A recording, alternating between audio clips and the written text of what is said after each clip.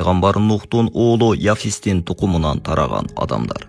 Пайgambarыбыз sallallahu aleyhi ve sellem aytkanday, alardan sаны ушунчалык көп болот. Bir kişiге миңдеген Яжуж Мажуж туура келет. Hadisтерде сүрөттөлгөндөй, алар майда бойлуу, жалпак беттүү, көздөрү кичинекей, териси саргыл кызыл болот. Чачтары коюу, мурду жапыз. Алар ордулор болуп көчүп, өз жолундагынын баарын кыйратат. Алар ырайымды да, күнөөнү да айырмалашпайт. Максаттары бир гана талкалоо.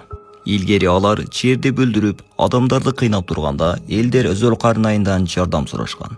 Ал эки тоонун ортосуна темир жана чезден дубал тургузуп, Яжуж менен Мажужду камап койгон.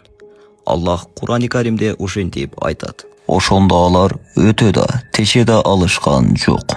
Кахф сүрөсү 97-аят. Ар күнү алар дубалды казышат, бирок түнү Аллах аны кайра бекем кылат.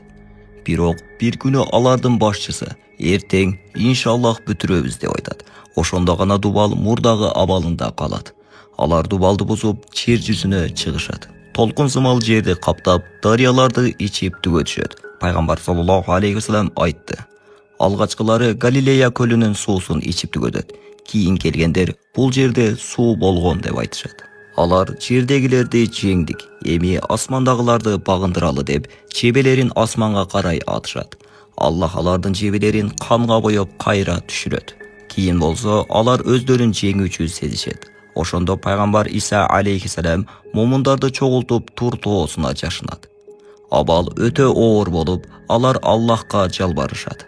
Анан Аллах Яжуж менен Мажуждун мойнуна курт түшүрөт. Баары бир заматта кырылып жок болот. Жер жүзү алардын өлүктөрү менен толуп, чыт чыгат. Аллах чоң канаттуу куштарды жөнөтүп, алардын денелерин ташытып жиберет. Андан кийин жамгыр жаап жерди тазалайт, жана берекелүү кылат. Ошондо Иса алейхиссалам доорунда тынчтык менен гүлдөп өсүү башталат. Аллах Таала бизди ошол күндөрдүн сыноосунан сактап, ыйман менен өлүү